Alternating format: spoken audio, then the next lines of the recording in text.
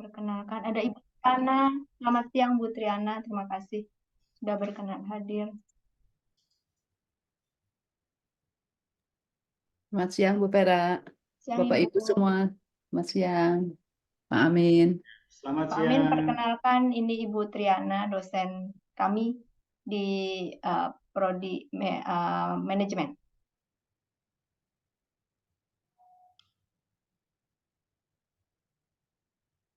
Ya. Baik, mungkin sambil berjalan, Bapak Ibu, Prof, izin untuk kita memulai acaranya.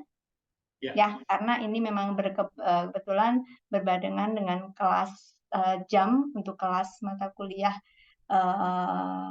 penulisan karya ilmiah, Prof, untuk program doktor. Jadi selamat siang Bapak Ibu peserta kelas mata kuliah penulisan karya ilmiah, Bapak Ibu dosen, dan juga rekan-rekan mahasiswa, ada mahasiswa dari magister, dan juga mungkin mahasiswa lain yang tidak mengambil mata kuliah ini, memang kami undang. Jadi pada hari ini sangat senang sekali saya waktu itu meminta kesediaan Prof. Amin untuk mengisi salah satu topik yang ada di mata kuliah ini gitu ya Prof ya. Terima kasih sebelumnya. Beliau Prof. Amin ini saat ini selain sebagai direktur program magister manajemen ya Prof ya, mohon koreksi kalau saya salah. Beliau juga sebagai editor dan juga reviewer ya Prof ya. Oke, mungkin nanti sambil berjalan Prof bisa sharing Prof. Kami mohon untuk pencerahannya rekan-rekan kami mahasiswa ini yang saat ini kami sedang belajar untuk menulis, meneliti begitu Prof, menyusun karya ilmiah. Mohon pencerahannya agar setidaknya kami mendapatkan gambaran bagaimana sih untuk cerita ini ya, story dari Prof. Amin gagal dan suksesnya dalam penulisan karya ilmiah. Ya Prof ya, mungkin tanpa berpanjang lebar, saya invite Prof. Amin untuk mengisi atau menyampaikan materi selanjutnya. Silahkan Prof. Baik, terima kasih Ibu Vera. Selamat siang Ibu, Bapak semua yang saya hormati. Pertama, saya menyampaikan terima kasih kepada Bu Vera dan tim dari Universitas Parahyangan yang sudah mengundang saya untuk berbagi. Sebelum itu mungkin saya perlu cek ya, apakah suara saya terdengar dengan jelas di Bapak Ibu? Baik ya. Oke, ini ada dua layar, satu adalah untuk menampilkan materi, satu untuk bertatap muka. Karena kalau melihat materi tanpa melihat tatap muka itu rasanya nggak connected gitu ya. Jadi saya ingin connected gitu dengan Ibu Bapak. Ya betul, dari saya saat ini sedang menjadi Kaprodi ya, Ketua Prodi Program FPP UGM Kampus Jogja, dan sekaligus saya menjadi editor in chief ya untuk Gama IJB, Gajah Mada National Journal of Business, yang berindeks Q3 di Simago. Dan tentu saja saya bersedia diundang oleh Bu Vera untuk berbagi. Teman-teman nanti silahkan kita interaktif saja, santai saja untuk berdiskusi, karena setiap orang mungkin memiliki kekhususan di dalam menyiapkan manuskrip atau naskahnya untuk dipublikasikan. Saya akan membagi materi saya menjadi dua. Yang pertama adalah sedikit tentang pemahaman saya mengenai riset dan publikasi. Kemudian yang kedua adalah berbagi pengalaman, baik kisah gagal maupun kisah sukses, dan kemudian kita bisa belajar dari kegagalan atau kesuksesan yang pernah saya alami. Tentu saja ini akan menjadi menarik kalau ada proses interaksi, diskusi antara saya dengan Bapak Ibu yang mungkin memiliki cerita yang terkait dengan apa yang akan saya sampaikan. Izin kita mulai. Ini halaman pertama saya. penulisan karya ilmiah, cerita gagal dan cerita sukses. Lalu ini sedikit biografi saya. Saya dosen di Departemen Manajemen FEB UGM, lalu kemudian meneruskan S2 dan S3 di Australia. Lalu ya sebagaimana konsekuensi dari sebuah pekerjaan, maka beberapa kegiatan harus dilakukan. Di antaranya adalah memberikan pengajaran dan juga pelatihan dan tentu saja menulis di beberapa jurnal ya. Jadi kalau saya tulis di situ adalah beberapa yang saya publikasikan barangkali 5 tahun terakhir. Bapak Ibu nanti boleh cek di Sinta ya, bagaimana pasang surutnya saya menulis. Rasanya saya lulus tahun 2008, tapi tidak serta-merta kemudian saya langsung banyak publikasi. Alibinya apa? Alibinya karena diminta menjabat. Saya pikir semua dari kita memiliki kurang lebih hal yang sama ya. Kalau udah menjabat itu sulit sekali untuk mendapatkan waktu yang cukup. Dan itu pengalaman saya, lulus 2008, tapi justru malah tidak banyak menulis karena diminta langsung menjadi kaprodi S3 pada saat itu. Dan setelah agak reda dari pekerjaan struktural, maka saya mulai menulis dan itu nampak pada diagram yang ada di Sinta mulai 2016 ya. Saya mulai kelihatan gambarnya ya, gambar riset saya sampai kemarin tahun 2023.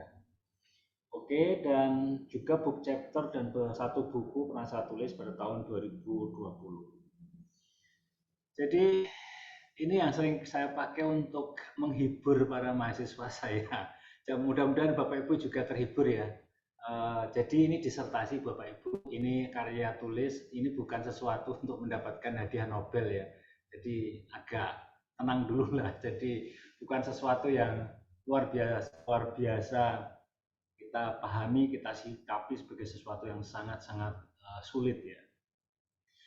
Namun meskipun itu bukan untuk prize ya, tapi satu hal yang harus kita pahami bahwa riset yang kita lakukan atau publikasi yang nanti kita tulis itu harus memberikan kontribusi substantif dan kontribusi original terhadap pengetahuan. Kalau UGM itu dituntut 3, yaitu kalau disertasi atau tesis itu ada kebaruan teorinya, kebaruan metodologinya, kebaruan konteksnya. Dan itu tentu saja tidak gampang ya. Jadi kalau bisa salah satu aja sudah bagus lah. Tapi memang idealnya tiga-tiganya itu diperoleh. Tapi itu saya paham tidak mudah untuk dilakukan. Nah, jadi ya tentu saja untuk level disertasi ya, tentu tidak akan mungkin kita melakukan replikasi dari sebuah artikel yang pernah terbit, sehingga dikatakan itu adalah substantif, originality, scholarship, dan juga dalam memajukan ilmu pengetahuan. Bagaimana kita tahu? Ya, tentu saja bukan black and white ya, tapi ini adalah sebuah judgement akademis yang Bapak Ibu lakukan bersama dengan pembimbing Bapak Ibu tentu saja. Nah, judgement-nya pasti akan bagus kalau ditopang dengan bacaan yang cukup, ya, bacaan yang cukup, sehingga kita mampu melakukan review yang cukup atas apa yang sedang terjadi di sekitar ilmu yang kita pelajari. Ya, originality yang tadi saya sampaikan sudah pernah dilakukan oleh si A, sudah pernah dilakukan oleh si B, tapi yang kita lakukan ini berbeda. Ya.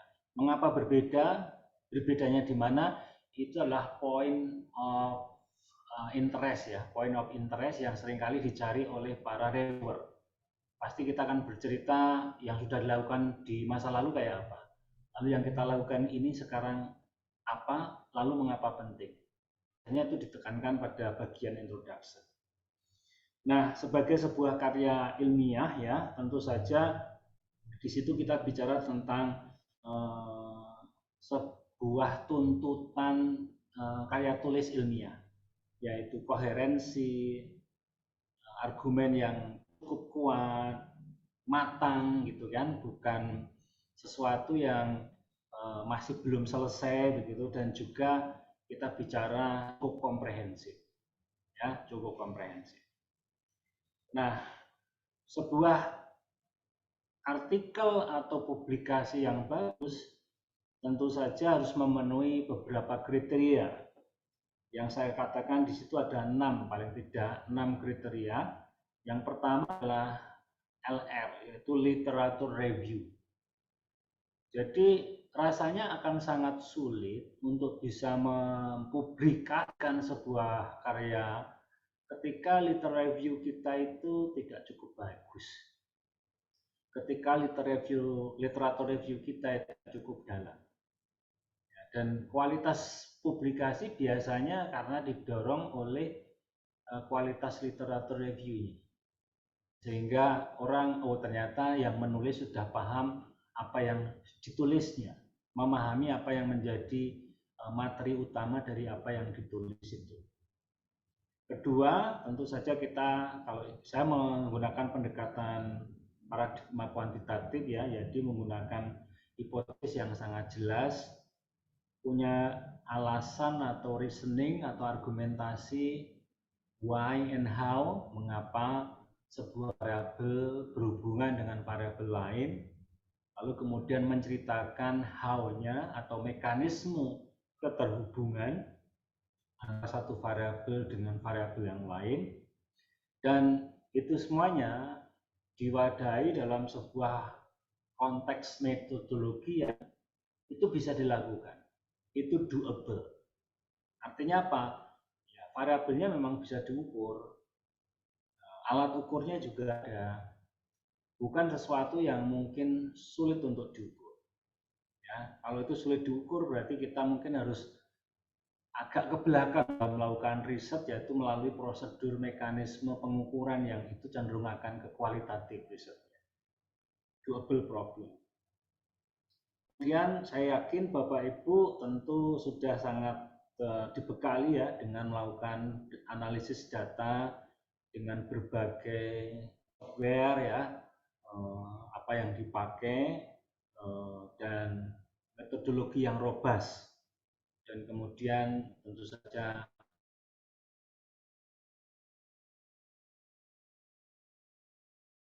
review yang kita lakukan sehingga apa yang kita konklusikan itu terjustifikasi, tidak common sense ya, tidak common sense. Ada payung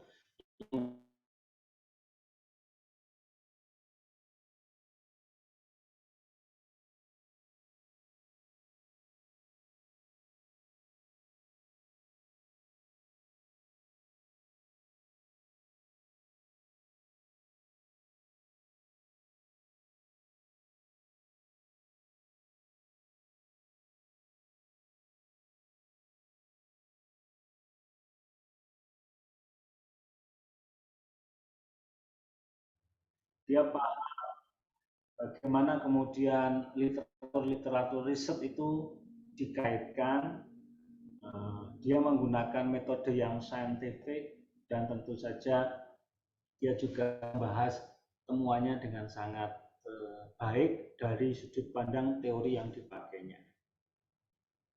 Nah, ini beberapa komentar ya dari para reviewer, para examiner karya ilmiah yang ditulis oleh para mahasiswa. Yang pertama dikatakan dengan sangat jelas, tidak akan mungkin seseorang itu menulis kalau tidak membaca atau tidak memiliki literatur review. Sangat tidak, it is unusual, sangat tidak umum seseorang yang literatur review-nya buruk itu bisa membuat perbaikan dengan serta-merta. Sehingga memang kunci utama atau pintu utama adalah kesempatan kita untuk membaca, dan kemudian membaca itu menjadi pintu bagaimana kita bisa meyakinkan tulisan kita itu bagus. Jadi literatur review kunci. Kalau boleh saya berbagi, ketika dulu saya mengambil S3 itu, saya bekerja seperti pekerja kantor. Mulai jam 8, selesai jam 4-5 sore. Senin sampai Jumat. Sabtu Minggu saya off. Senin sampai Jumat itu saya cuma target diri saya itu satu hal yang sangat sederhana. Satu hari saya harus punya satu halaman tulisan. Apa yang saya tulis? Ya mungkin ringkasan dari sebuah artikel yang saya baca. Mungkin pemahaman saya terhadap suatu teori. Mungkin pemahaman saya terhadap satu metodologi. Jadi nggak muluk-muluk. Saya cuma satu hari satu halaman kertas saya tulis karena saya sudah membaca sesuatu pada hari itu. Nah, Bapak Ibu bisa bayangkan kalau setahun ada 365 hari dikurangi dengan katakanlah 65 hari ya. Setelah 300 hari saya setiap tahun punya 300 halaman. Kalau program studi saya 4 tahun berarti saya punya 1.200 halaman. Dan menurut saya itu lebih dari cukup untuk membuat disertasi. Ya, lebih dari cukup. Jadi itu aja. Kalau sudah Jumat sore saya sudah selesai. Zaman itu saya masih suka main game PS, jadi saya masih bisa main PS pada hari Sabtu bersama anak saya gitu. Alasannya sih menemani anak saya, tapi pada faktanya saya menikmati juga bermain PS pada saat itu. Karena zaman itu belum banyak game online. Oke, kemudian yang kedua di situ adalah apa? Typo. Jadi kalau kita itu sering baca, sering nulis, sering mengulang lagi, jadi memang kita cenderung akan menghindari salah tulis ketik ya, atau disebut dengan sloppiness ya kan. Pasti yang mereview atau examiner nggak senang lah kalau sering terlalu banyak kesalahan dalam tulisan, dan itu harus kita hindari ya, kita hindari. Ketiga, ini yang tadi sudah saya sebutkan ya di bagian depan tadi adalah scholarship ya, originalitas, koherensi, otonomi, independence. Kita memiliki posisi di dalam diskusi mengenai materi yang kita tulis, dan kemudian ya kita menjalani perjalanan menulis disertasi, perjalanan menulis tesis, perjalanan menulis sebuah artikel. Dari literatur review sampai kemudian kita selesai mengungkapkan kesimpulan. Ya, dan yang terakhir ini adalah yang kita perlukan adalah mendemonstrasikan kapasitas kita bahwa kita bisa berpikir independen, bisa berpikir kritis, itu saja. Ya, itu saja. Oke, nah saya cerita ini, salah satu cerita gagal saya. Jadi kalau Bapak Ibu gagal, ada temennya. Siapa? Saya. Oke, ada yang pernah 12 kali ngirim dan semua menolak? Coba, ada nggak yang angkat tangan di sini? Saya punya artikel, saya kirim ke 12 jurnal. Ada? Ternyata ada ya, berarti saya share. 12 jurnal itu semuanya menolak. Jadi kalau Bapak Ibu baru ditolak 1-2 jurnal, belum apa-apa dibanding dengan yang pengalaman gagal saya itu 12 jurnal saya kirim. Ini semua jurnal dari Q1 sampai yang terakhir 3. Ya, Q1 sampai Q3. Dan semuanya menolak. Judul artikel saya yang artikelnya judulnya Do Employees Individual Characteristic Influence Compensation Motivation Relationship, menggunakan teori self-determination. Nah, kalau sudah begini, ya saya harus mengakui bahwa ini nggak layak. Artinya apa? Sudah, saya harus tinggalkan dan saya harus memulai siklus baru. Siklus baru artinya apa? Yang menulis dari awal lagi, mencari topik riset lagi. Saya harus move on. Ya, saya harus move on. Dan ini bukan salah satu cerita gagal loh. Nah, bukan satu-satunya cerita gagal. Karena ada banyak cerita gagal yang lain.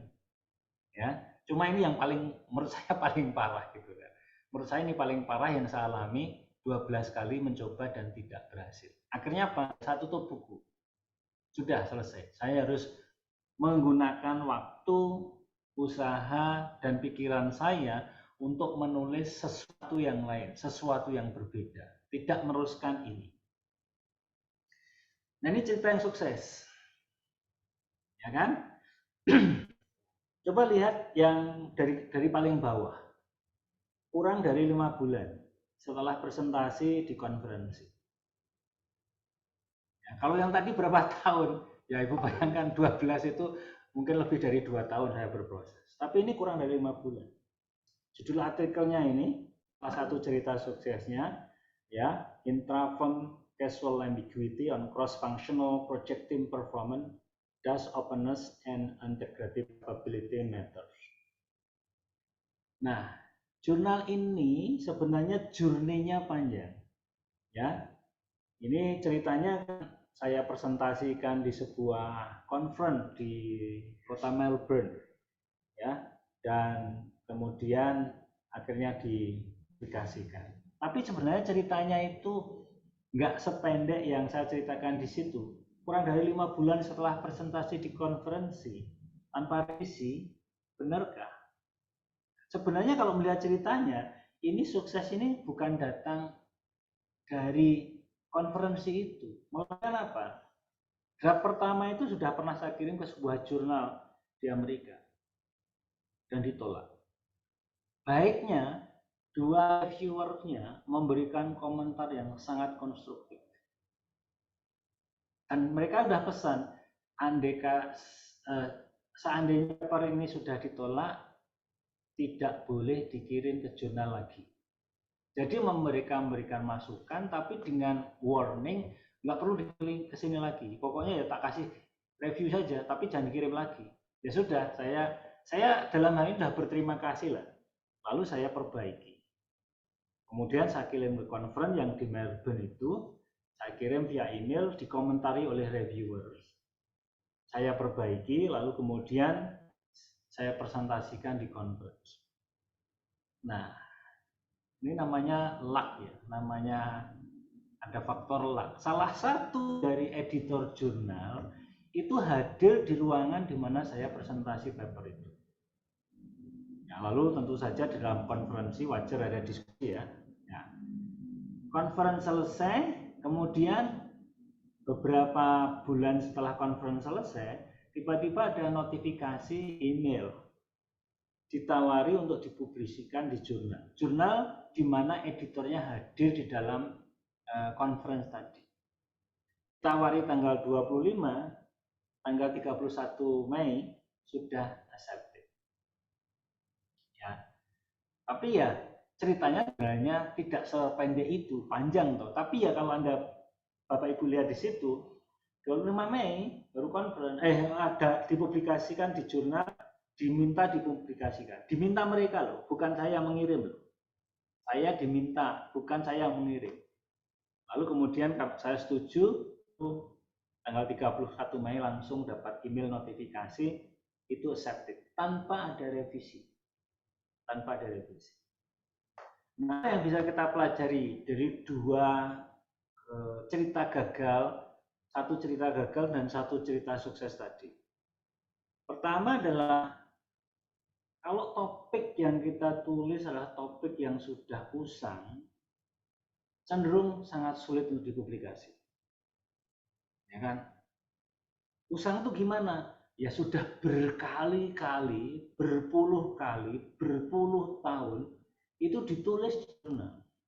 Nggak ada yang baru lagi. Ibaratnya itu sudah habis-habisan digali.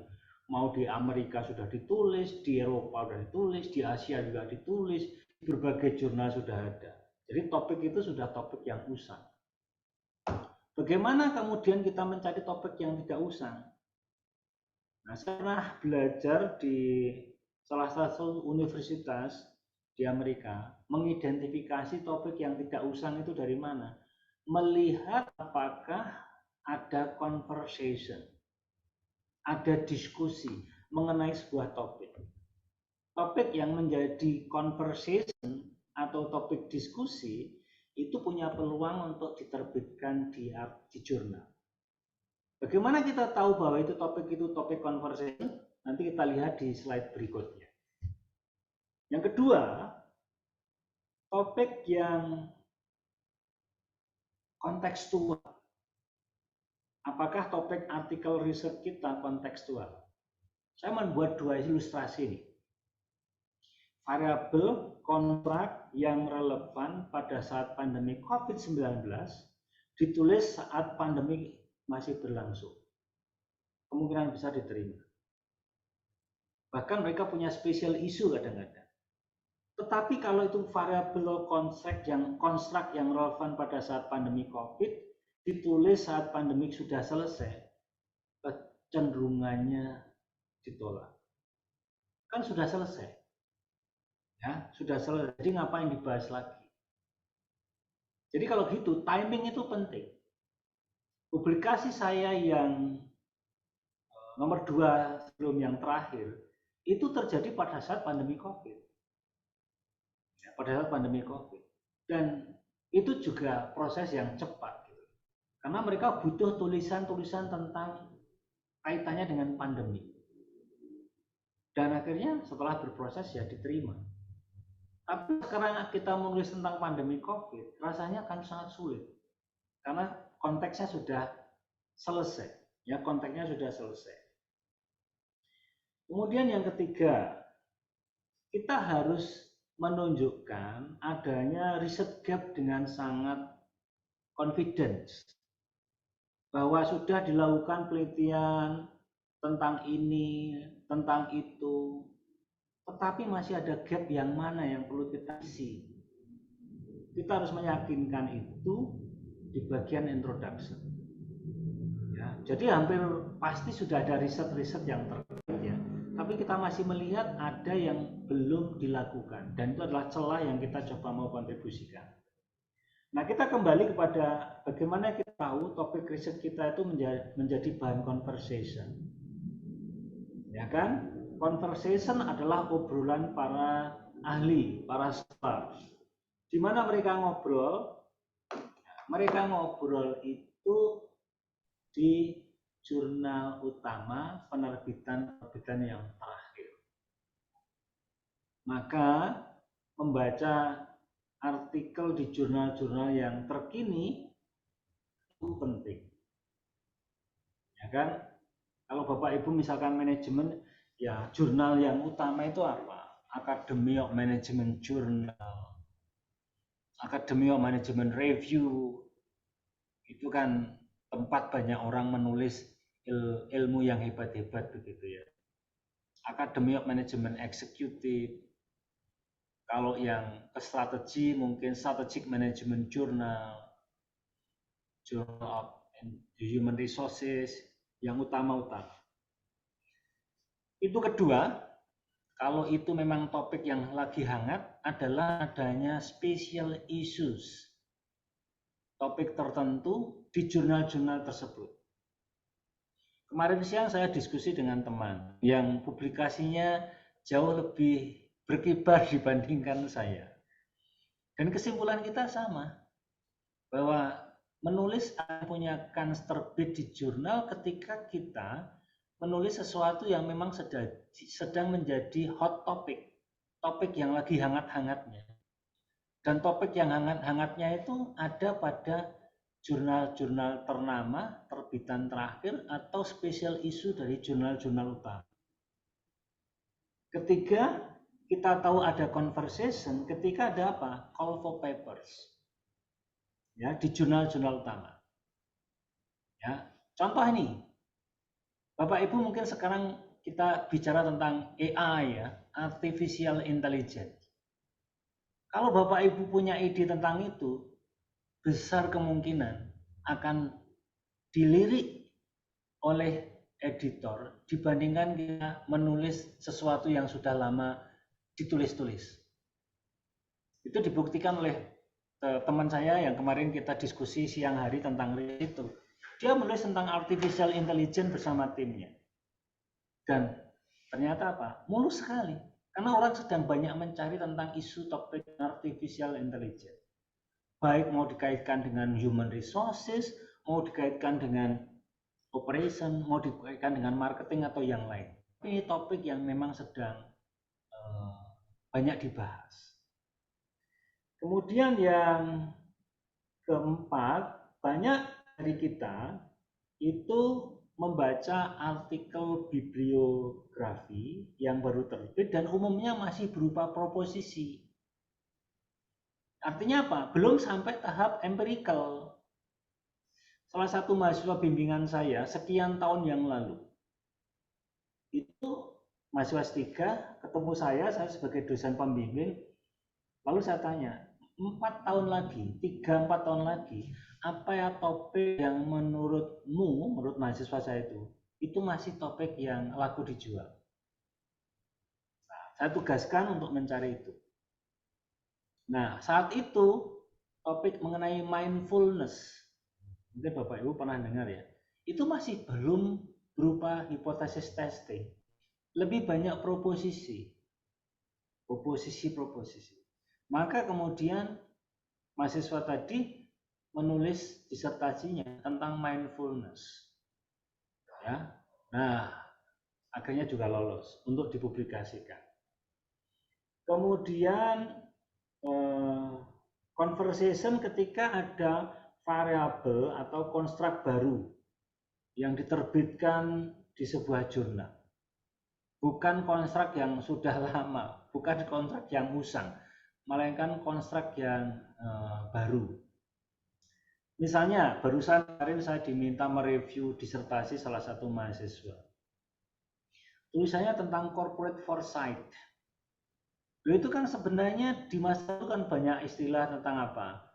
Skenario planning gitu ya. Kalau di manajemen strategi kan bicara itu, strategic planning, skenario planning dan sebagainya, competing for the future. Tapi istilah yang sekarang dibahas oleh banyak media baik populer maupun ini adalah corporate foresight. Artinya apa? Itu sebuah variabel konstruk baru yang masih hot, tema yang masih untuk kemudian didiskusikan. Kemudian yang ke-7 adalah biasanya conversation ditunjukkan adanya diskusi atau komentar dari orang lain terhadap tulisan yang pernah dipublikasikan di jurnal tersebut. Misalnya judul-judulnya seperti revisiting, re-examining. Nah, dikaitkan dengan topik yang ditulis oleh penulis sebelumnya. Artinya apa? Itu sedang didiskusikan. Dan itu semuanya itu hanya bisa dilalui melalui langkah penting bernama literatur review. Ya, literatur review. Dan literatur review itu fungsi dari apa? Fungsi dari waktu yang dialokasikan. Jadi kalau waktunya cukup, bacanya cukup. Kalau waktunya nggak cukup, bacanya pasti sedikit. Ya kan? Nah, saya nggak tahu sih kalau yang dialami Bapak Ibu. Kalau saya boleh berbagi ya, saat sekolah itu kan memang saya tugasnya cuma baca, minum kopi, baca, makan siang, baca lagi, minum kopi sore, tiap hari Senin sampai Jumat. Kalau sekolah saya pada saat itu kan dapat beasiswa full dan saya tidak bekerja, sehingga ya pekerjaan saya cuma itu, baca, minum kopi jam 10, baca lagi makan siang jam setengah 1, baca lagi, minum kopi jam 3, udah nanti pulang jam 5. Tiap hari kayak gitu, artinya baca dan baca. Oke, kemudian yang ketiga, ini pasti ada pertanyaan-pertanyaan yang kaitannya dengan research method, yaitu apa? Robah enggak? Sebuah konsep yang sudah pelajari di mata kuliah Bapak Ibu yang pernah ambil lah tentang research method. Tapi contoh beberapa pertanyaan dari reviewer seperti ini menunjukkan kita bisa mampu menjawab robustness of riset kita enggak. Misalnya di situ, riset saudara meminta responden mengisi kuesioner atas nama organisasi. Berapa responden setiap organisasi? Mengapa sejumlah itu? Ya, tentu saja kan kita bisa tentang level of analysis dan sebagainya ya. Lalu Anda mengatakan, kenapa isinya misalnya kalau mau diagregasi, 3 kita agregasi. Atau mungkin malah kan cuma 1. Konsisten nggak dengan pertanyaannya? Pertanyaannya tuh kita perusahaan atau saya misalnya. Itu kan harus ada konsistensi antara apa yang ada di dalam konsep dengan eksekusi pertanyaan penelitian, bagian dari metodologi.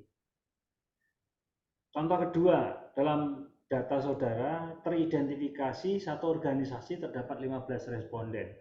Sementara organisasi lain rata-rata 2-3 responden.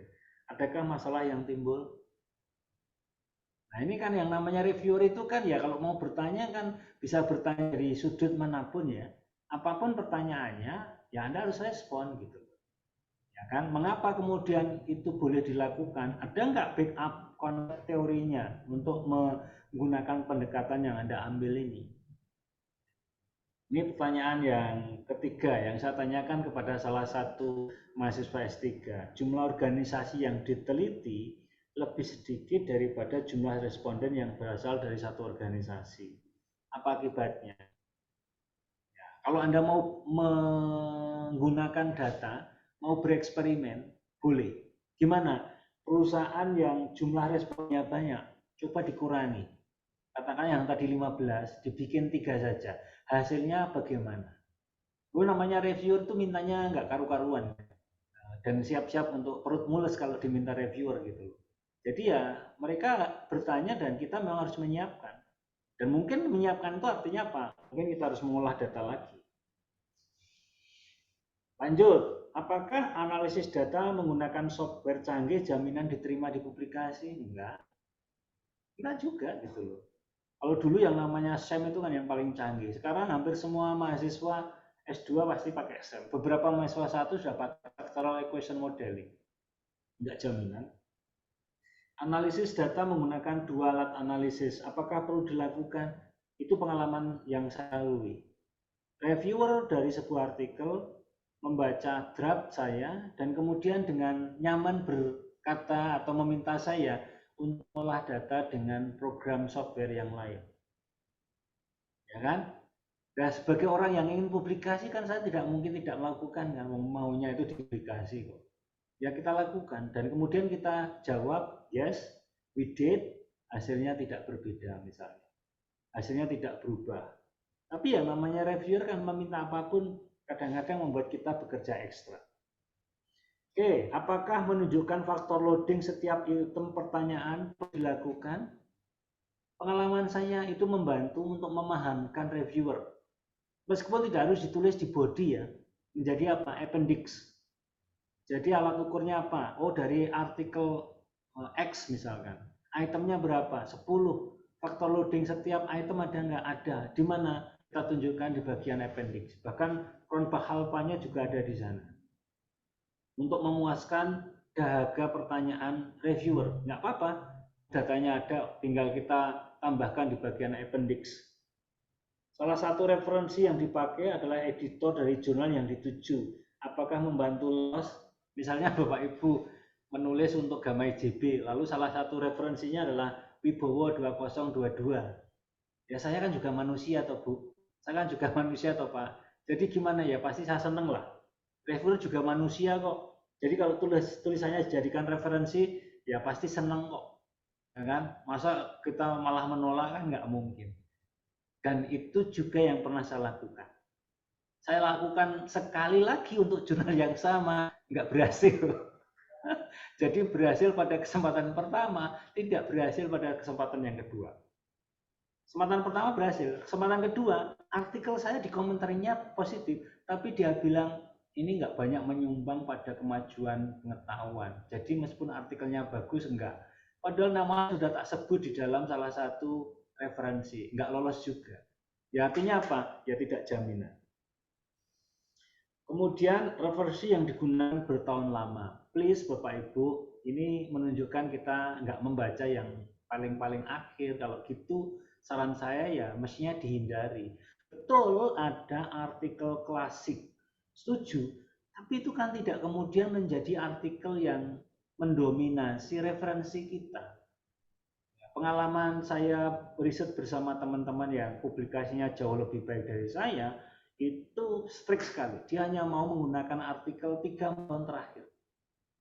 Nggak mau menggunakan artikel yang kepalanya 19. Ya, 20 aja, 20 yang belakangan, 20 17, 20 ya 5 tahun terakhir lah. Nggak mau menulis dengan artikel referensi tahun 19 sekian. Berarti menghindari artikel-artikel yang lama. Tentu saja tidak selalu bisa ya, karena apa? Beberapa artikel klasik tetap saja harus ada. Misalkan yang pernah menulis tentang upper echelon, itu teorinya kan 1984, sampai sekarang ya nggak ada yang lebih baru gitu. Itu aja gitu. Kemudian kalau kemudian reviewer itu berkomentar, ya bagaimanapun juga respon yang sopan dan humble itu sangat-sangat penting. Itu tidak hanya penulis Indonesia loh. Saya membaca artikel yang dikomentari oleh reviewer dan yang menulis orang asing ini pun bertutur bahasa yang sangat sopan. Padahal orang asing ekspatriat kan biasanya ngomongnya direct gitu, tapi enggak. Ketika merespon dari reviewer itu tulisannya juga tulis yang sangat sopan. Selanjutnya, ketika kita dapat respon dari reviewer itu kan sudah senangnya bukan main. Berarti apa? Kesempatan, peluang untuk dipublikasi itu besar. Lalu kita ingin menunjukkan bahwa kita segera meresponnya. Menurut saya, optimalkan waktu yang diberikan. Kalau reviewer memberikan waktu kita 1 bulan, ya jangan pada minggu pertama kita sudah kirim balik. Janganlah. Pura-pura memang kita kerjakan serius, meskipun sebenarnya Anda sudah tahu jawabannya dalam 1 minggu pertama. Tapi gunakan waktu mendekati sampai minggu ketiga untuk kemudian kita kirim. Kalau memang itu mau direspon. Nah ini yang sulit ini, reviewer meminta mengumpulkan data kembali. Apa perlu diikuti aturan ini? Tergantung usus Anda panjang apa enggak. Ya, kalau itu studi eksperimen, biasanya memang sudah melakukan lebih dari 1 studi. Tapi kalau itu studi yang lain, misalnya survei, suruh melakukan survei lagi, saya nggak tahu Anda seberapa sabar. Ya, karena banyak yang nggak sabar akhirnya mutusin apa? Ditarik, lalu dikirim ke jurnal yang lain. Nah ini sangat tergantung pada Anda. Belum lama ini saya terpaksa, dalam tanda petik ya, harus mengulang menyebarkan data melalui survei. Karena survei yang pertama ya, itu gagal di pengukuran. Faktor loadingnya jelek, Cronbach alpha-nya jelek. Lalu kemudian saya melakukan survei lagi tapi dengan membatasi industri tertentu saja. Dan akhirnya jauh lebih baik dibandingkan yang pertama saya lakukan. Nah, Bapak Ibu, itu materi yang saya sampaikan. Silahkan kita gunakan waktu yang banyak ini untuk berdiskusi. Ada yang mungkin punya concern apa, Sabri silahkan. Saya kembalikan ke Bu Vera. Terima kasih Bu Vera. Ya, terima kasih Prof. Amin untuk sharingnya. Oke, Bapak Ibu mungkin sambil ada yang mau ditanyakan, silahkan ya. Kita mulai untuk diskusi dan tanya jawab gitu ya, Prof ya. Ya, silakan. Ya, mungkin bisa nanti Prof juga sharing ya bagaimana terkait literatur tadi ya Prof ya, literatur risetnya gitu ya. Ya. Silakan Bapak Ibu, santai aja, kita berdiskusi dari berbagai sudut. Kalau saya bisa merespon, saya akan berbagi. Kalau enggak, ya kita belajar bersama-sama. Silakan.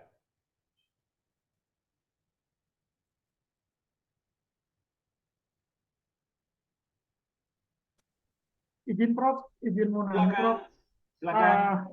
Saya Muhammad Yusuf Prof dan mahasiswa dari Unpar Prof. Izin kebetulan saya juga editor dan reviewer di Tinta 2 Prof. Yang pertama di JNPT Unpar, yang kedua di Media Manajemen Unpar Semarang Prof. Izin Prof. Ya. Saya tuh kadang bingung ya Prof ya. Kan kalau Tinta 2 itu sekarang misalkan untuk misalkan yang JNPT itu saya pegang karena editor ya Prof, 1 tahun 2 kali. Nah 1 tahun 2 kali itu misalkan satu periodenya itu hanya 5, berarti 1 tahun hanya 10 tuh yang paper yang masuk di jurnal kami itu. Cuma yang saya bingung itu kan yang masuknya ini misalkan hampir 250, hampir 260 yang masuk tuh. Nah, izin Prof. Menurut Prof, cara menyeleksi yang baik itu seperti apa, Prof? Izin tanya, Prof. Yang ya supaya kan kadang kita diskusi, oh ini jurnal yang masuk banyak, tapi ya mau nggak mau karena kuota kita cuma 5 per 1 periode ya agak itu juga Prof. Mohon arahan Prof terkait itu Prof supaya kami kan sedang belajar juga Prof. Terima kasih Prof. Oke, saya coba tangkap pertanyaan Mas Yusuf ya, saya panggil Mas lah, kelihatannya lebih muda dari saya. Mas Yusuf, itu artinya kebanyakan artikel yang dikirim dari, begitu ya? Terus gimana memilihnya Iya dari Prof. yang dikirim itu mana yang mau dipublikasi gitu ya Mas Yusuf ya? Iya Prof, benar Prof. Ya, oke, saya berbagi deh. Itu kasus yang sama di Gamma IJB. Gamma IJB itu setahun terbit cuma 3 kali, 3 volume. Setiap volume cuma 5. Jadi setahun cuma 15 paper yang bisa terbit. Tapi yang masuk itu bisa 500-600 paper. Kan sama atau Mas Yusuf ceritanya? Pertanyaannya Sama adalah, Prof, iya Prof. pertanyaan gimana menyeleksi dari 560-600 paper yang masuk? Nah, yang pertama adalah kita membentuk tim yang isinya adalah dosen yang memang ahli di bidang itu. Kalau paper tentang marketing, ya pasti nggak ke saya lah. Saya kan nggak jago marketing. Ada satu tim yang memang bidangnya adalah marketing. Yang masuk ke saya biasanya satu, human resources, dan yang kedua adalah strategi, pendekatan keperilakuan. Bukan pendekatan ekonometri. Kalau strategi pendekatan ekonometri, nggak ke saya. Nah, lalu dosen yang sudah jelas keahliannya ini kita minta mereview 5-10 paper. Lalu kita minta review cepat, namanya dash review gitu ya. Lalu kemudian mereka akan mengatakan dari 10 ini 2 layak untuk diteruskan, 8 tidak layak. Ya kan? Akhirnya 2 kan? Nah, 2 yang layak ini kemudian kita kirim ke external reviewers yang memang akan lebih serius mengamati paper tersebut. Ya, dan itu juga pekerjaan yang tidak gampang Mas Yusuf. Mencari reviewer itu angel betul. Karena tidak semua punya waktu yang cukup ya. Seperti saya kan seringkali diminta mereview beberapa paper dari luar negeri. Tapi ya tidak semuanya saya iyakan Mas Yusuf. Karena saya punya waktu kalau semuanya saya iyakan. Saya akan mengiyakan kalau topiknya adalah topik yang sama dengan topik keahlian saya. Dan saya punya waktu. Ya kan? Itu yang saya lakukan. Jadi tidak mungkin hanya dilakukan oleh satu orang Mas Yusuf. Enggak, mohon maaf ya, enggak mungkin juga Mas Yusuf itu bisa mereview paper operasi, paper human resources, paper finance, paper SDM, paper strategi.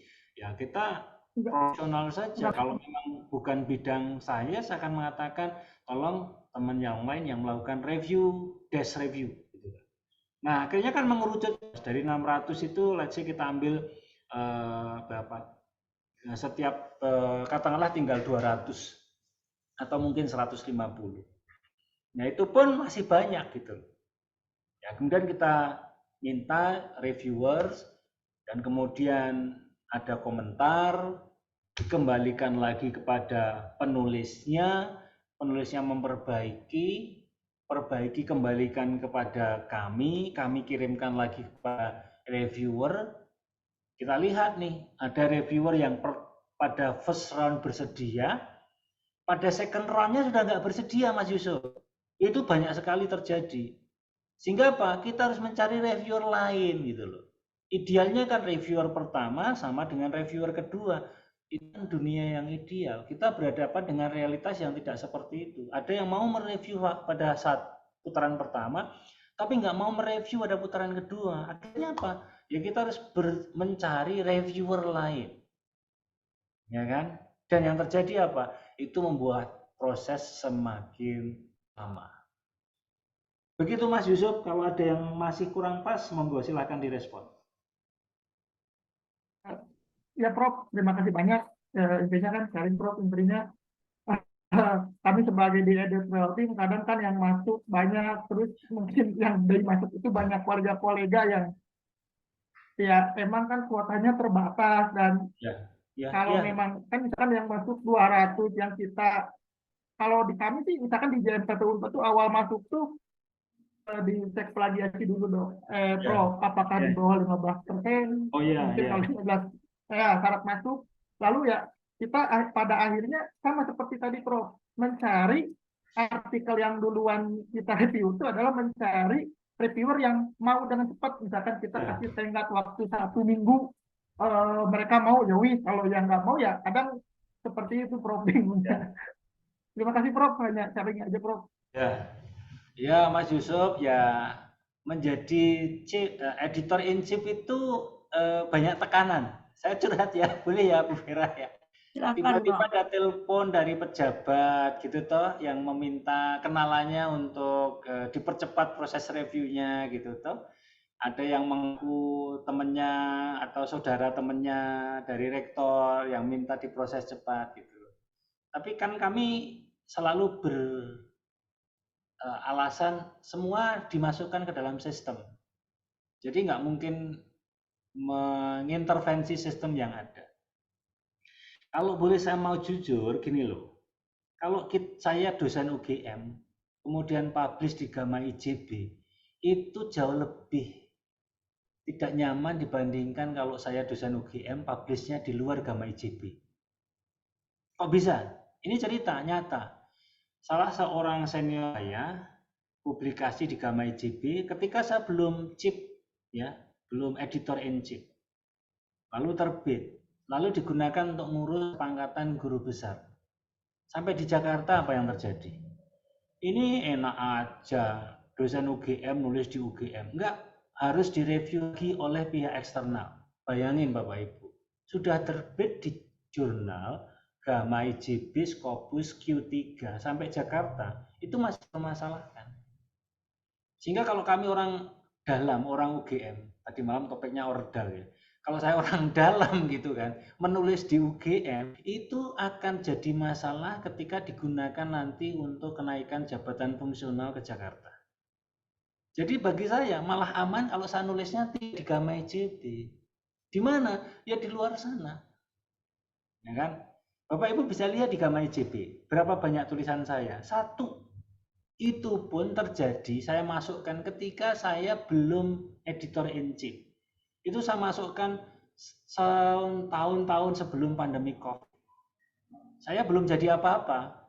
Nah, tahun 2021 saya sudah jadi editor in chief. Nah, artikelnya sudah terlanjur masuk sebelum saya jadi editor in chief. Nah, begitu saya masuk pasti ada conflict of interest kan.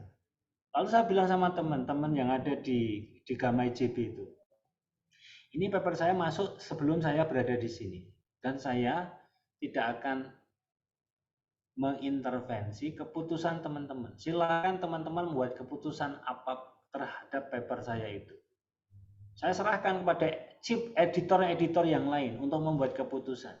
Ya berproses akhirnya 2 putaran, akhirnya lolos ya. Mereka yang memutuskan mau diteruskan apa enggak. Saya enggak mau intervensi. Nah jadi ada bahayanya kalau seperti saya dan teman-teman itu mempublikasikan di rumah sendiri. Itu Mas Yusuf. Baik, monggo yang lain saya persilahkan. Prof Amin boleh izin bertanya Prof? Mas Hadi. Terkait yang tadi Prof yang disampaikan tadi Prof Amin kalau nggak salah di slide-nya mengatakan 1 artikel 12 jurnal yang dituju kalau nggak salah gitu Prof ya? Iya. Nah, itu saya mau nanya Prof, itu nggak nyang. Maksudnya kalaupun ini kan kebetulan ini 12-nya gagal. Misal kalau dari 12 ini tiba-tiba diterimanya 3 atau 4 jurnal gitu. Nah itu nyangkut nggak tuh Prof ininya? Apa prosesnya gitu Prof? Jadi dikirim 13 nyangkut gitu Mas Hadi? Iya kan ini kan 1 artikel kita kirim ke 12 jurnal. Iya. Nah itu dalam prosesnya kan bisa aja 1 ada proses review atau gimana gitu. Kedua jurnal lah proses review. Nah itu takutnya kan ya itu Prof nyangkut itu loh. Enggak, Mas Hadi ceritanya tadi belum lengkap gitu. Ceritanya saya lengkapi begini. Ini Iya. enggak saya kirimkan sekaligus ke 12, enggak. Satu persatu. Pertama saya kirim ke International Journal of Organizational Analysis, ditolak. Terus saya kirim ke jurnal kedua, Journal of General Management, ditolak. Terus begitu. Jadi tidak satu kali kirim ke 12 jurnal. Enggak, Mas Hadi. Enggak begitu. Karena etika di dalam publikasi itu ketika kita Iya. sudah mengirim ke sebuah jurnal, nggak boleh kita kirim ke jurnal yang lain. Nggak boleh gitu loh. Makanya ini prosesnya kan 2 tahun. Karena apa? 1 tolak, oke, kirimkan yang kedua, tolak, kirimkan yang ketiga, tolak gitu. Jadi nggak serta-merta kita kirimkan ke 12 jurnal sekaligus. Nggak boleh itu. Ya, karena apa? Karena sangat mungkin reviewer di jurnal nomor 1 sama dengan reviewer jurnal nomor 7 loh. Loh saya kan Ya. juga mereview di beberapa jurnal, ya kan? Nah bisa jadi yang terjadi Pak, loh ini kok dikirim ke jurnal yang reviewernya tadi kan Mas Yusuf tanya mencari reviewer kan nggak gampang tuh. Kalau misalkan bersedia topiknya ini cocok, jangan-jangan dia mereview untuk 2 jurnal dan orangnya sama. Nah ini aja masalah etik itu Mas Hadi. Ya memang artinya apa? 1 demi 1. Jadi kira-kira Mas Hadi perutnya mules enggak kalau 12 kali ditolak 1 demi 1? Jadi angkanya saya katakan move on, sudah cukup gitu loh. Karena apa? 12 itu sebenarnya indikasi saya harusnya pada jurnal kelima itu saya sudah mengatakan pada diri saya enough is enough. Tapi nggak tahu pada saat itu saya mungkin banyak anggurnya ya. Jadi tak coba lagi. Sekarang kalau sudah 3-4 jurnal nggak lolos, saya akan memulai siklus baru. Atau kalau mau, mengambil skop lebih rendah. Dari Q1, Q2, Q3, sampai akhirnya Q4. Cuma yang di Q4 itu Mas Hadi, banyak yang predatory. Masalahnya kan di situ. Ya, makin tinggi Q-nya kan makin sedikit yang predatory. Tapi makin rendah Q-nya, kalau Q3, Q4 itu banyak yang bermasalah. Artinya apa? Jangan-jangan kita bisa berhasil publikasi di Q4, tapi di belakangnya ketahuan bahwa itu predatory journal. Hangus deh, nggak bisa kepakai deh. Padahal kita sudah berjago untuk bisa menulis di sana. Itu Mas Hadi. Ya. Satu lagi boleh, Prof? Silakan. Kan ini kita juga kalau untuk tertutup itu kan kita ada syaratnya LOA gitu Prof ya. Untuk terbuka kita harus publis gitu. Nah ini saya mau tanya ini Prof tanggapannya. Misal anggaplah kita disertasi itu ada sekian variabel, anggaplah ada 6 variabel gitu. Nah terus itu kita breakdown jadi 2 artikel gitu Prof. Yang kemungkinan kan background story-nya hampir mirip walaupun kita bisa melakukan parafrase. Ya. Atau kita ambil satu SLL-nya, atau kita ambil deskriptifnya, yang satu lagi kita ambil empirisnya gitu. Itu kira-kira gimana Prof kalau kita bikin 2 artikel atau 3 artikel gitu dari satu disertasi kita? Ya. Oke Mas Hadi, saya berbagi pengalaman saya. Disertasi saya itu menjadi 4 artikel conference. Artikel pertama itu adalah artikel review literatur. Saya bawa ke sebuah conference di sebuah negara yang diskusinya hanya diskusi tentang literatur. Ya, jadi kalau mau diteruskan atau diterbitkan bisa, ya bisa. Kan ada jurnal menerima artikel-artikel konseptual. Itu yang dilakukan oleh bimbingan saya S3 yang sudah barusan selesai. Dia publikasinya bukan publikasi artikel empirik Mas Hadi, tapi publikasi artikel literatur review. Kemudian saya buat paper lagi, lebih ke bicara tentang apa? Riset metodnya. Saya kirim ke sebuah jurnal, sebuah conference, ya diterima, diteruskan, hanya jadi menjadi apa? Riset tentang riset method. Dan yang ketiga adalah riset yang sudah ada data empiriknya. Yang keempat adalah saya menggunakan data yang sama untuk menggunakan pendekatan kuantitatif. saya bermain-main dengan metode kuantitatifnya. Publish. Artinya apa Mas Hadi? Satu disertasi Anda itu punya kesempatan untuk dipublikasi lebih dari satu outlet, lebih dari satu paper. Ya, terserah Anda bagaimana memecahnya. Tapi yang jelas kemiripan satu artikel dengan artikel yang lain itu sangat minimal gitu. Yang pertama review, literatur review kok.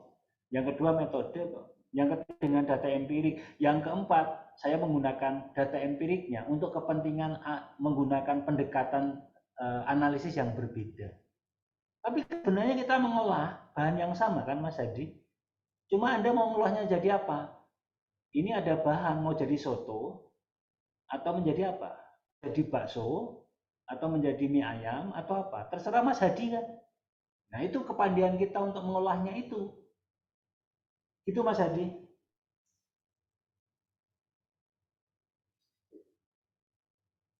Kembali ke Bu Vera. Ya, Pak, maksudnya Cukup Pak itu Pak. Terima kasih Prof. Amin. Sama-sama Pak Hadi. Terima kasih Prof. Bapak Ibu ada yang lain, mungkin saya izin juga bertanya ya Prof ya. Karena ini kan mahasiswa-mahasiswa mungkin ada beberapa yang belum ada data nih Prof. Bagaimana kans untuk tadi ya yang literatur tadi, misalnya aja di jurnal yang dikelola oleh Prof. Amin gitu ya, di Gamma mengenai paper-paper yang literatur tersebut itu harus seperti apa? Maksudnya kualitasnya seperti apa, sejauh mana gitu Prof? Mungkin bisa sharing. Terima kasih Prof. Ya, itu pengalaman saya dengan bimbingan saya S3. Jadi waktu itu karena kewajiban publikasi mahasiswa S3 diterapkan di S3 UGM ya, pada saat itu sebelum keluar Permendikbud nomor 53 2023. Jadi dari awal saya sudah bilang, kamu punya kewajiban publikasi, betul Pak. Kalau kamu nunggu publikasinya sampai data empiriknya diperoleh, waktumu tinggal sebentar. Artinya apa? Kalau memang mau membayar kewajiban publikasi, pikirkan publikasi dari konseptual work-nya saja, pekerjaan konseptualnya saja.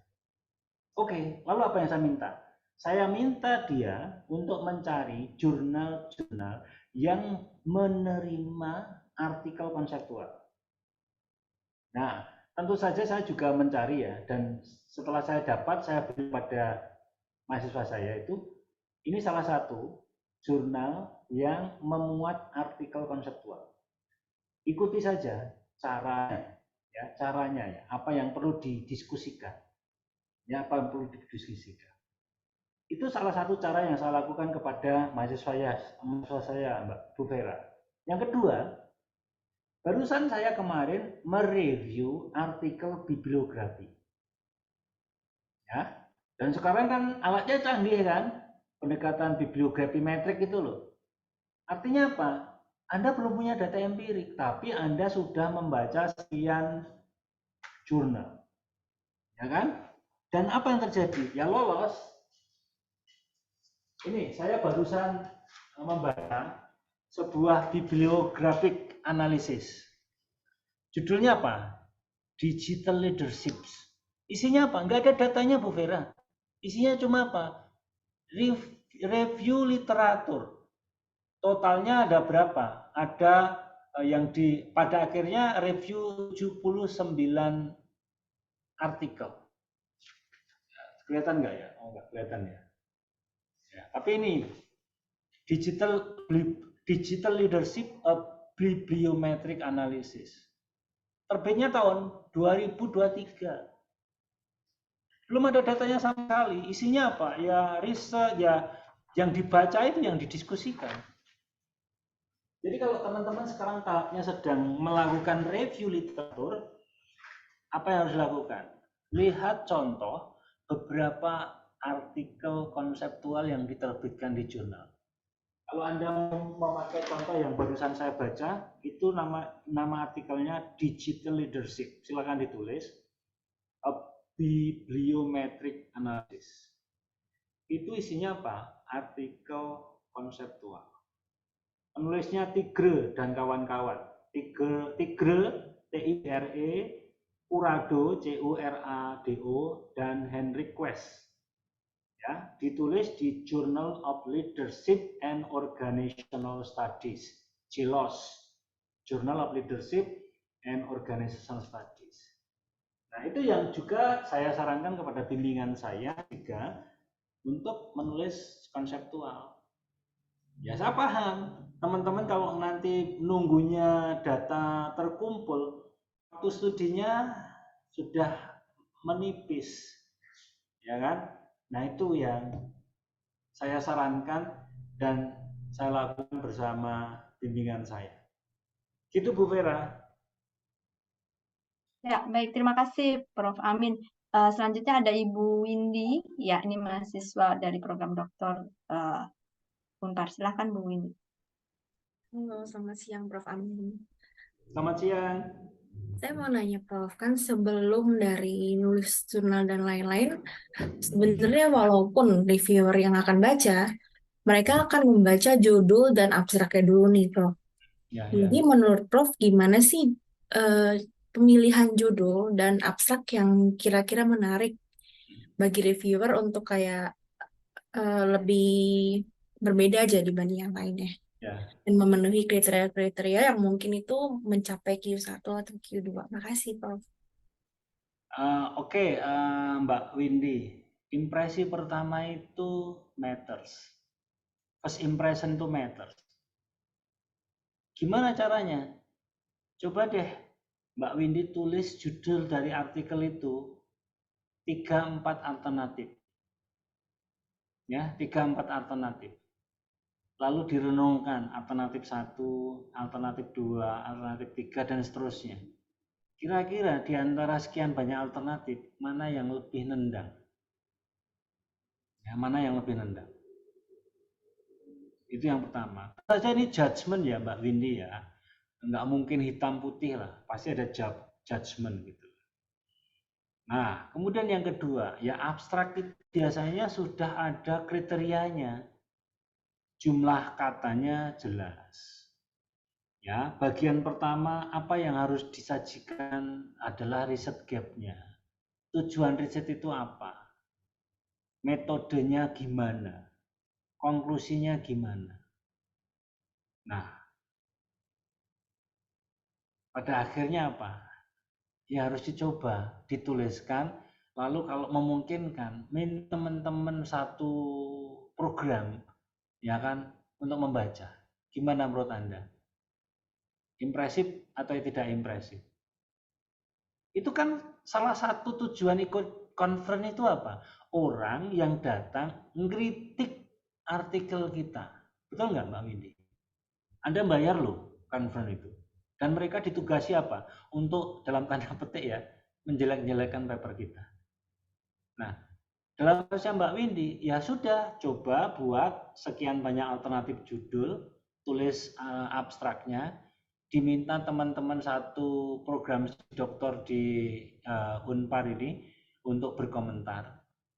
Ya kan? Nanti satu saat gantian Anda yang mengomentari judul artikel teman yang lain, abstrak teman yang lain. Nah, itu salah satu cara yang kita pakai. Dari situ kemudian muncul apa Mbak Windy? Proses belajar.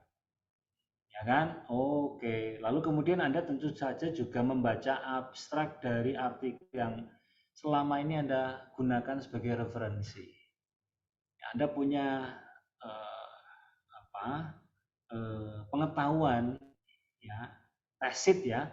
Oh, ternyata bikin abstrak kalau penulis-penulis besar itu kayak gini ya. Iya, oke. Ikuti aja. Diikuti. Nanti proses belajar itu pasti akan membuat kita lebih paham bagaimana membuat tulisan abstrak yang impresif. Nah, itu silakan Mbak Windy lanjutkan ke bagian introduction. Bagaimana menulis bagian introduction yang impresif. Itu saya katakan, penting loh itu, penting banget itu. Ya kan? Ini kan tunjukkan dan yakinkan di bagian introduction bahwa riset yang Anda lakukan itu riset yang memang diperlukan. Meskipun sudah ada penelitian si A, si B, si C, si D, oke, kita acknowledge, kita akui, tapi riset ini punya kontribusi dalam hal apa? Confident, tapi jangan overconfident. Misalnya kata overconfident itu begini, ya. Kalau Anda overconfident, nulisnya apa? Anda lalu berani mengatakan there is no study relating to this variable. Nah, itu artinya apa? Kebablasan overconfident-nya. Barangkali Anda nggak bukan karena Anda belum baca semuanya gitu loh. Jadi kata-kata yang lebih halus, ya, limited studies, halus toh, daripada mengatakan there is no research about this variable. Limited studies relating to this variable. Itu adalah satu alasan kenapa Anda menulis tentang topik itu. Mudah-mudahan menjawab pertanyaan Mbak Windy. Terima kasih, Prof. Ya.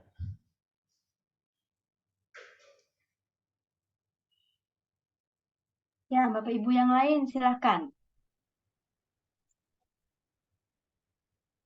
Ya, Bu Yana, silakan Bu Yana. Oke, terima kasih Bu Vera. Selamat siang, Prof. Amin. Selamat siang. Iya, ini sebetulnya masih tadi yang perjuangan Prof yang sangat luar biasa ya, dengan publish tadi 12 jurnal.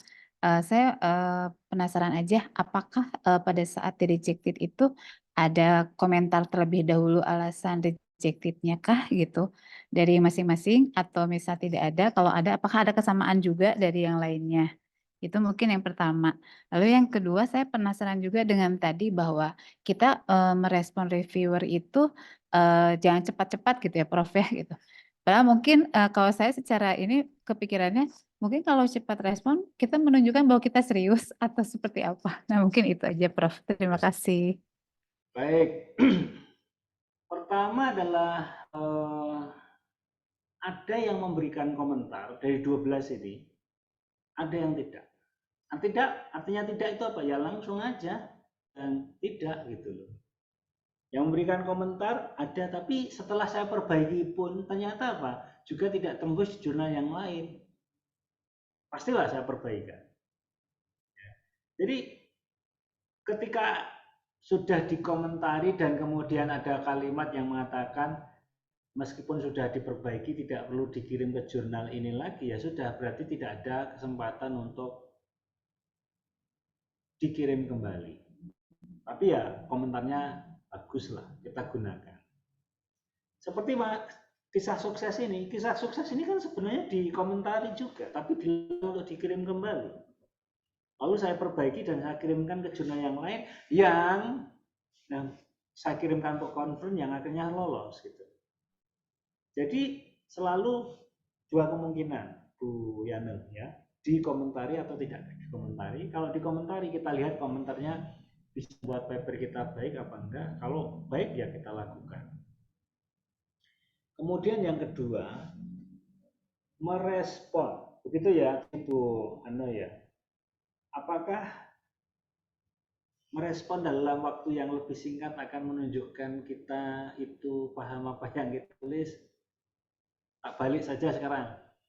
Bu Yana itu pekerjaannya sehari-hari hanya mereview paper apa enggak? Enggak. Berarti apa? Reviewer kita itu pekerjaannya banyak. Tidak hanya sekedar mereview paper, tapi juga mungkin mengajar, mungkin melakukan agenda riset sendiri, melakukan yang lain. Jadi kalau mereka memberi waktu kita sebulan, lalu kenapa kita tidak optimalkan? Kenapa kita merespon dalam waktu hanya minggu? Itu yang namanya apa? Ya track aja. Saya sama teman partner riset saya, ya ini kita review, kita setelah menerima review kan kita ketemu ya, kita diskusikan gitu. Akhirnya udah ketemu benang merahnya. Kemudian kita fokus untuk menekan kembali. Sebenarnya dalam minggu itu kita bisa kirim kembali Bu Yana. Tapi kita memutuskan apa? Enggak usah. Kita kirim minggu ketiga. Karena waktu yang diberikan itu sebulan. Ya kan? Suruh ngolah data lagi. Ya selesai lah. Datanya ada, softwarenya ada kok. Hasilnya ketemu kan.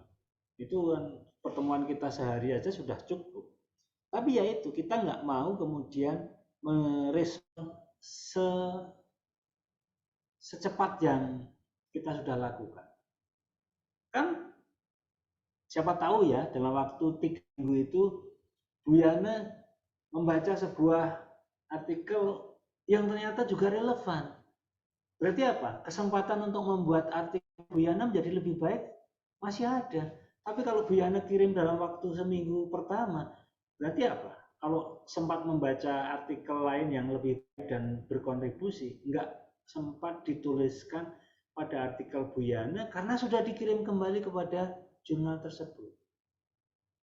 Jadi kalau saya lebih suka, ya sudah, kalau dikasih sebulan ya minggu ketiga lah kita kirim.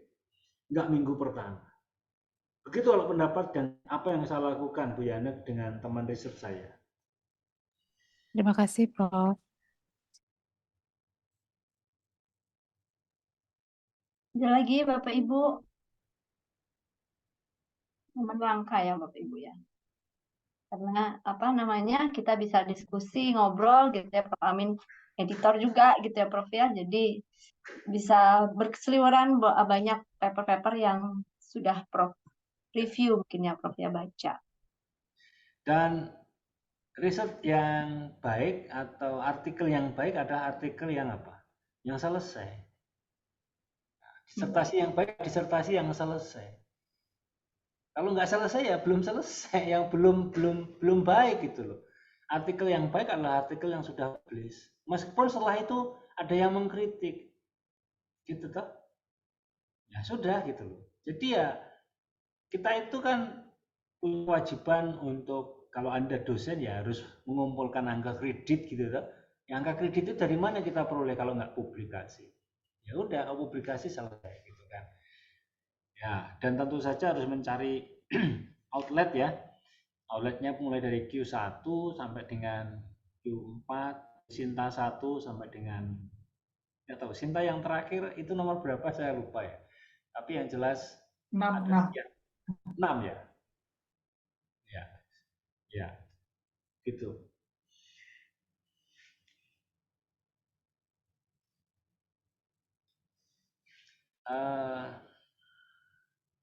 Saya mau cerita ya. Jadi di kampus saya di FEB UGM ya, di FEB UGM itu budaya riset itu juga tumbuhnya itu mungkin setelah tahun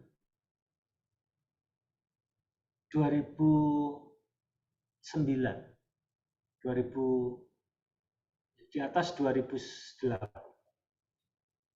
Kok bisa?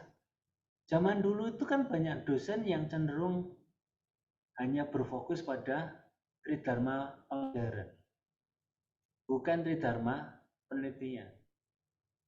Belakangan saja terjadi perubahan ketika orang itu mulai fokus tidak saja pada pengajaran, tapi juga karena penelitian. Artinya apa? Ya awal-awalnya itu memang fokusnya mengajar. Dosen seperti saya, mengajar, sudah, penelitian jarang. Kenapa kita berubah?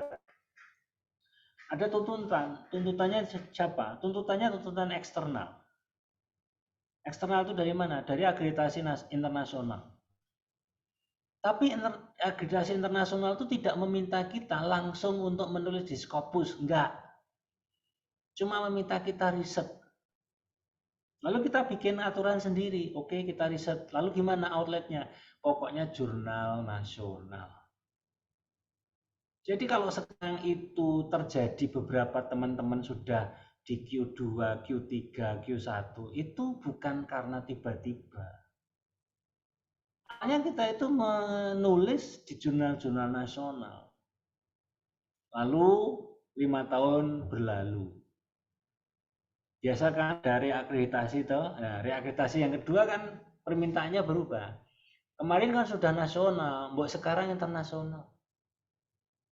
Ya, akhirnya kita bergeser ke internasional. Internasional pun kita tidak langsung minta staf dosen untuk menulis di Q1. Pokoknya internasional dulu deh. Ya kan? Nah, dulu isu predator itu belum rame, jadi ya ada yang masuk ke sana. Lalu kan pemerintah mulai mengetatkan predatory, maka kita menghindari yang namanya predatory jurnal, ya kan? Dan akhirnya sekarang seperti ini. Dari dulu itu jarang banget orang bisa publish di Scopus. Sekarang itu mungkin menjadi cerita hampir tiap bulan, kalau nggak saya mengatakan tiap minggu. Selalu ada satu yang bisa publish, teman dosen. Lalu yang lainnya apa? Ya menyelamati lah, selamat, congratulations. Minggu berikutnya dosen yang lain, minggu berikutnya dosen yang lain. Akhirnya terbentuk begitu. Ya, akhirnya terbentuk begitu. Tapi di awal-awal itu jangan dikira kita itu sudah berkibar di Q1. Enggak lah. Ya. Kita itu di jurnal-jurnal yang lokal dulu. Ya, Prof. Berarti bisa bertahap ya, Prof ya. Jadi Iyalah, bertahap. ya sekarang belajar untuk level Sinta, kemudian nanti naik kelas dan seterusnya. Ya. Prof, kalau dari isu terkait isu tadi ya, Prof sempat menyinggung isu topiknya harus yang sekarang dan seterusnya. Kira-kira kekuatan apa dari sebuah artikel karya ilmiah gitu ya untuk bisa setidaknya dilirik oleh editor sehingga dia bisa mendapatkan kans untuk masuk ke desk reviewer, Prof. Selain dari isi ya, Prof ya. Kira-kira tadi isi kemudian literatur ada lagi nggak, Prof? Kira-kira? Ya. Jadi memang saya percayanya begini ya. Saya percaya bahwa riset yang baik itu fungsi dari waktu yang cukup. Jadi kalau waktunya nggak cukup, sulit untuk bisa menulis artikel yang bagus. Nah, waktu yang cukup itu membuat kita bisa membaca cukup banyak, dan ketika kita bisa membaca cukup banyak, artinya apa? Artinya kita itu bisa menunjukkan di mana riset kita itu menarik ya, bagi para pembacanya. Ini saya close dulu ya Bapak Ibu ya, saya close dulu. Oke, lalu kemudian saya mau sharing dulu sekaligus untuk merespon Bu Vera.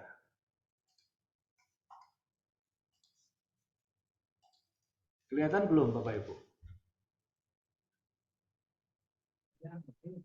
Sudah, Prof. Nah ini Google Scholar saya tuh. Mari kita lihat gambar ini, yang kanan ini.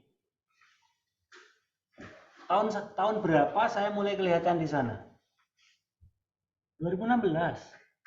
Saya tahun berapa S3 saya? 2008.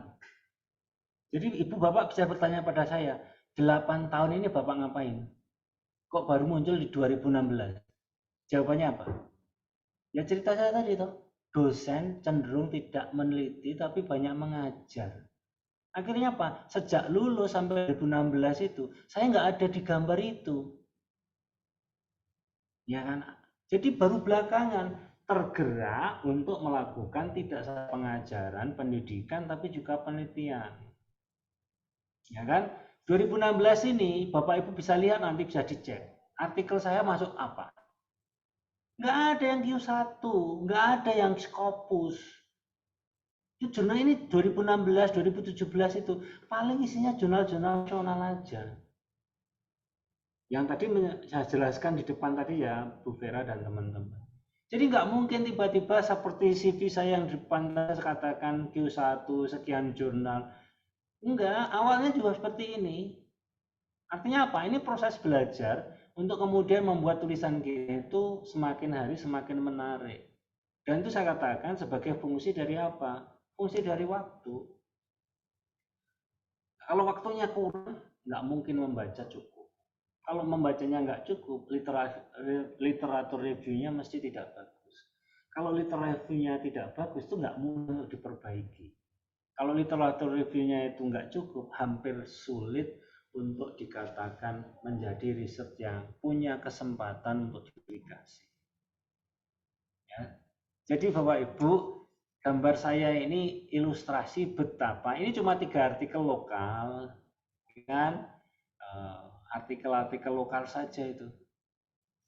Ya, belakangan kemudian mulai banyak dibuat artikel saya dan banyak direferensi, banyak disitasi, ya kan? Banyak disitasi.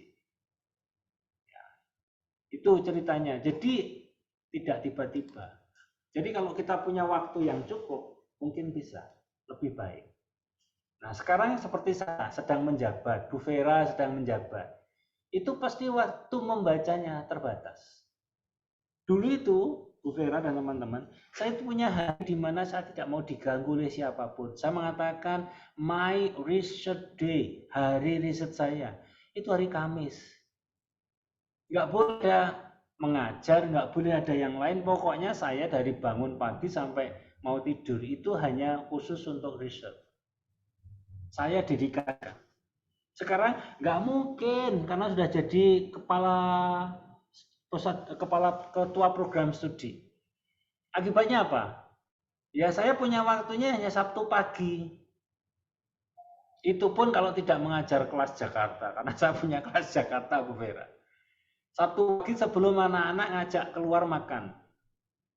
Berarti hanya sampai Sabtu siang. Ya kan? Dah, waktunya terbatas. Akibatnya apa? Ya publikasinya tidak sebanyak tahun-tahun sebelumnya. Begitu, Bu Vera. Baik, Prof. Terima kasih banyak. Bapak Ibu, ada yang mau ditanyakan kembali?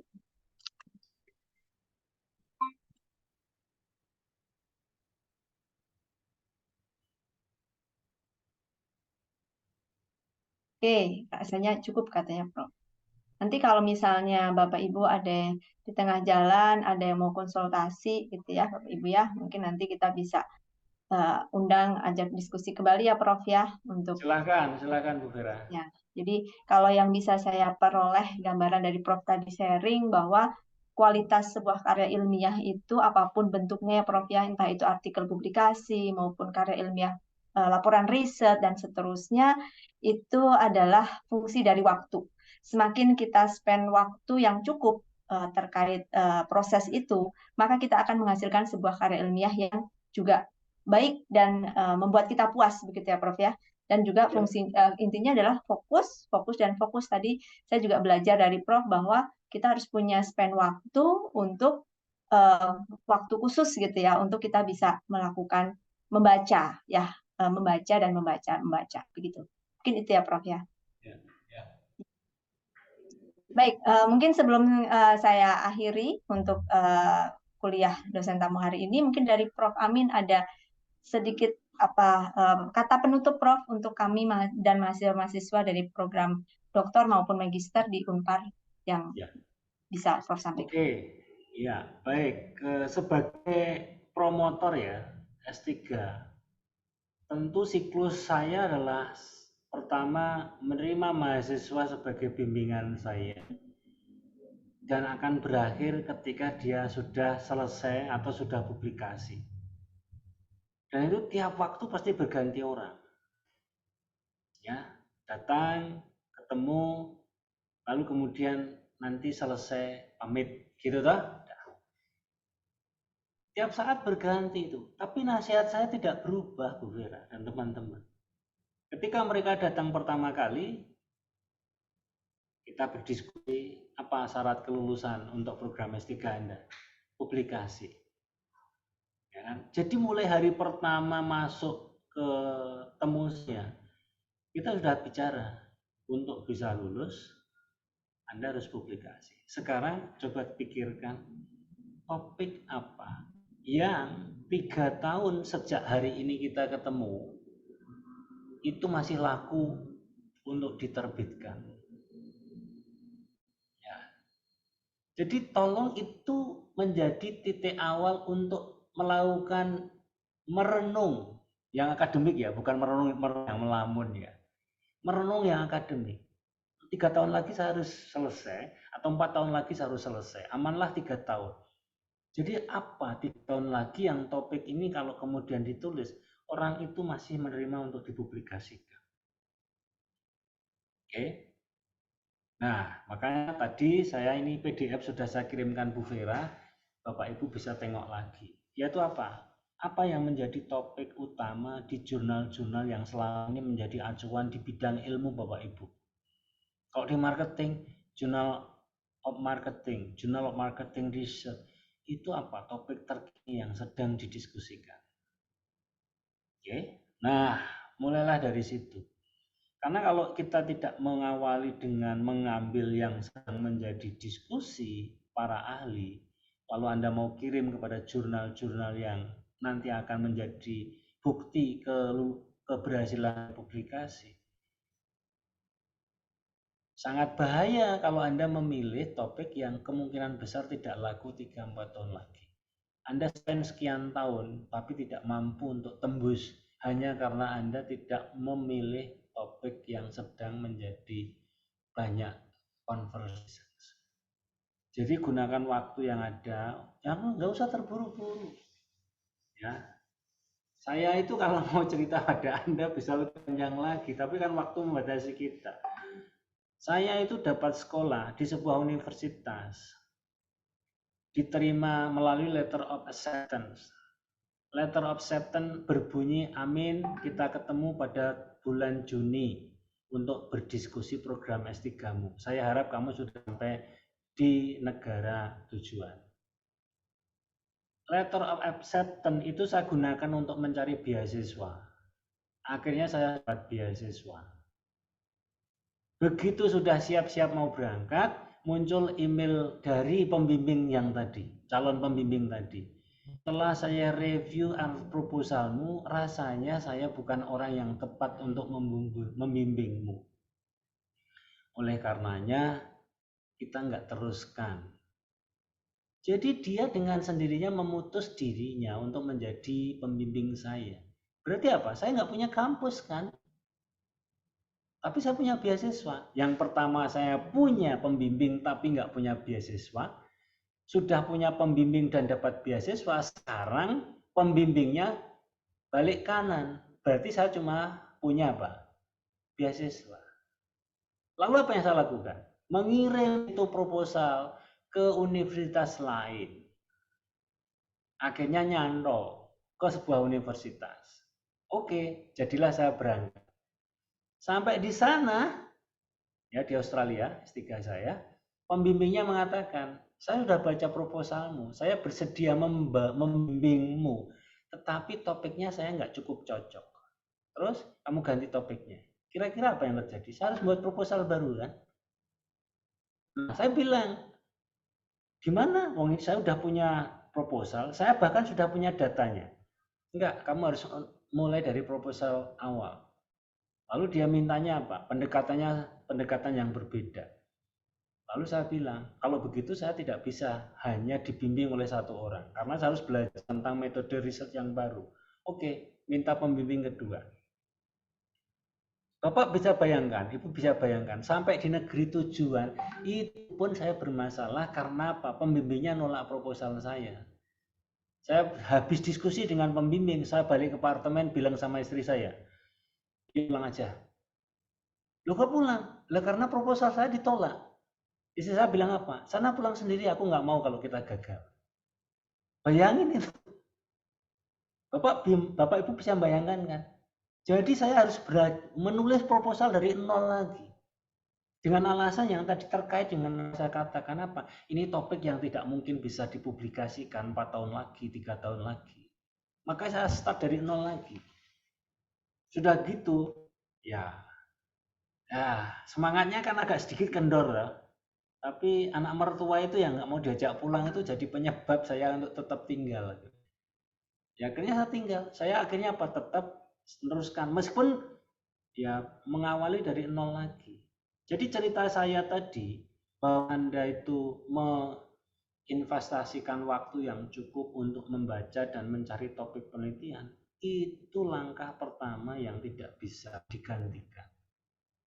Karena kalau enggak nanti topiknya topik yang tidak laku pada saat mau dipublikasikan.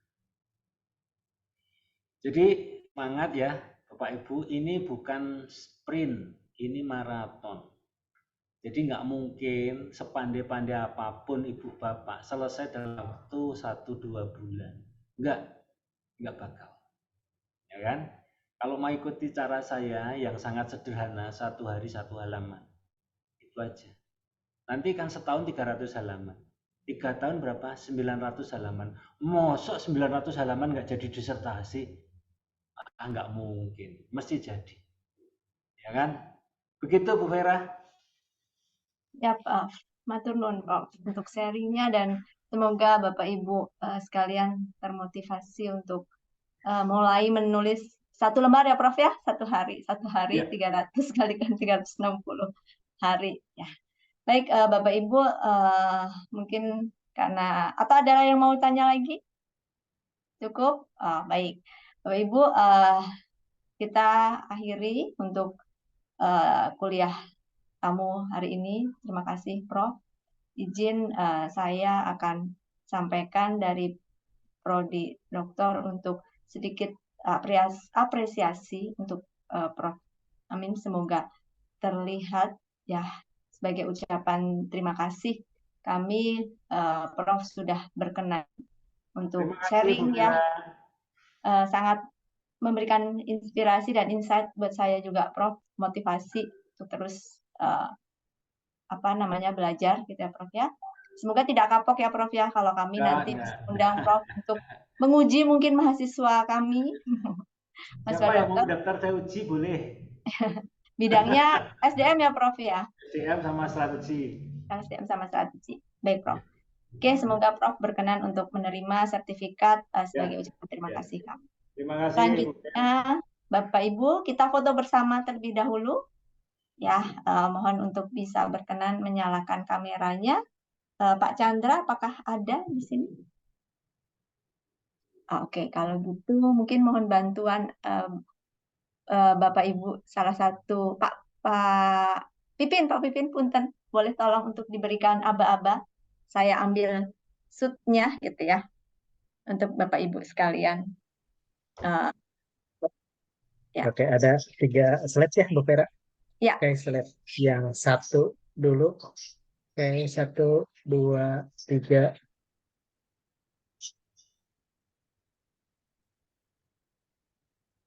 Ya. Oke, slide kedua. Dan 2. 1, 2, 3.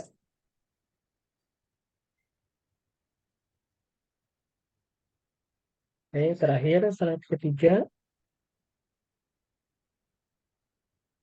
1, 2, 3. Oke, Bu Vera. Ya, terima kasih banyak Pak Pipin dan Bapak Ibu rekan-rekan sekalian, dan khususnya Prof. Amin untuk waktu siang hingga sore hari ini. Semoga apa yang kita kerjakan hari ini bermanfaat dan bisa digunakan sebaik mungkin. Terima kasih Prof. Salam sehat selalu Bapak Ibu. Selamat sore. Izin nih, Ya, terima kasih Prof.